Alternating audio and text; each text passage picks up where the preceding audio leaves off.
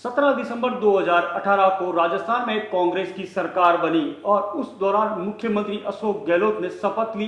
उसी के 4 साल पूरे हो रहे हैं। इस दौरान जिस तरह से सचिन पायलट और मुख्यमंत्री अशोक गहलोत के बीच रिश्ते में तल्खी भी देखी गई और अस्थिरता का दौर भी रहा। ऐसा क्या है मुख्यमंत्री अशोक गहलोत की कुंडली में राजयोग जिसके कारण वो लगातार राज कर रहे हैं? इसको लेकर हम एबीपी न्यूज बात करेगा आज पंडित सुरेश श्रीमाली से कि आखिर क्या राजयोग है और आगे किस तरह से चलेगी सरकार। 17 दिसंबर 2018 को जब राजस्थान में मुख्यमंत्री अशोक गहलोत ने शपथ ली, उस वक्त चंद्रमा मीन राशि में थे और श्री अशोक गहलोत की कुंडली में जन्म समय से ही उनकी राशि मीन है।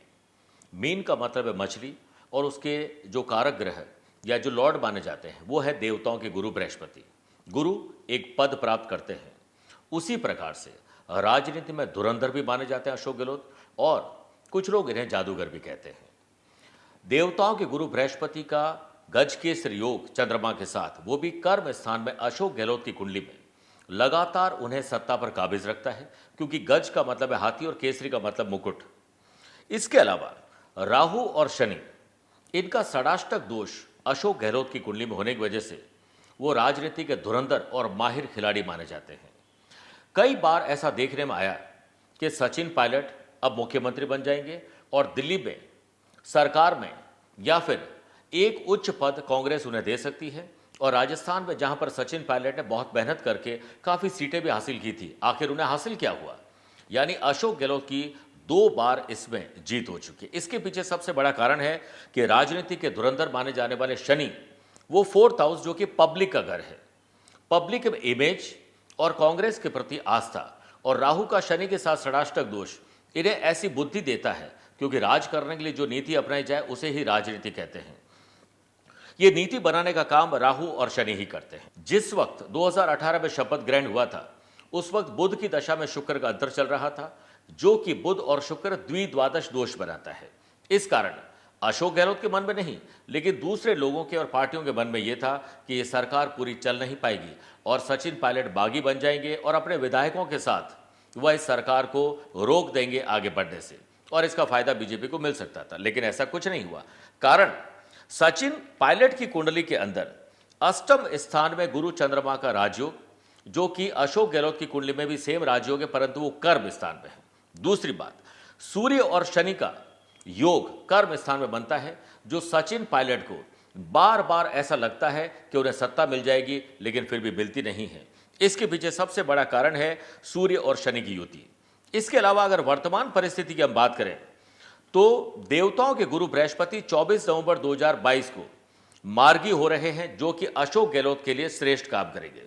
इधर 18 जनवरी 2023 तक कांग्रेस को भी शनि की ढैया है, इससे वो निजात पाएंगे। वहां के बाद कांग्रेस थोड़ी मजबूत होगी और अशोक गहलोत भी पुनः मजबूत होंगे। परंतु क्या सचिन पायलट का कोई रोल नहीं रहेगा? क्या सचिन पायलट अभी कुछ नहीं कर पाएंगे? क्या वो अपनी पार्टी छोड़ देंगे और बीजेपी ज्वाइन करेंगे या कुछ और ज्वाइन करेंगे?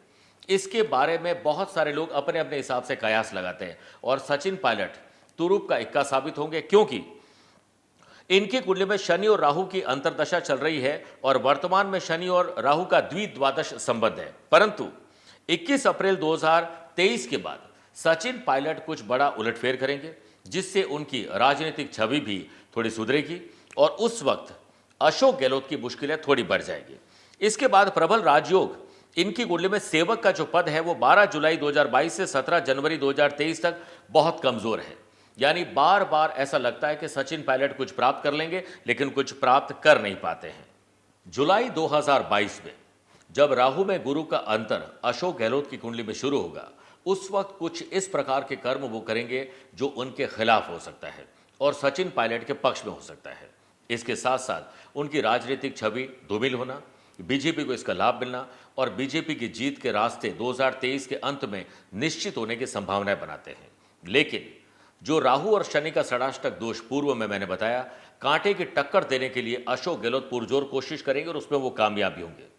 परंतु जहां तक सचिन पायलट की बात है, इस कुंडली के अनुसार ऐसा लगता है कि सचिन पायलट अप्रैल के बाद कुछ ऐसा उलटफेर करेंगे जिसमें वो अपनी राजनीतिक पार्टी नहीं बनाना या फिर किसी और पार्टी को ज्वाइन कर सकते हैं, पर कांग्रेस से हटना लगभग इस कुंडली में ऐसा मुमकिन लगता है कि वो कोई ऐसा उलटफेर करेंगे जो सब लोग चौंकने रह जाएंगे, सोचते रह जाएंगे ऐसा उन्होंने कैसे कर लिया।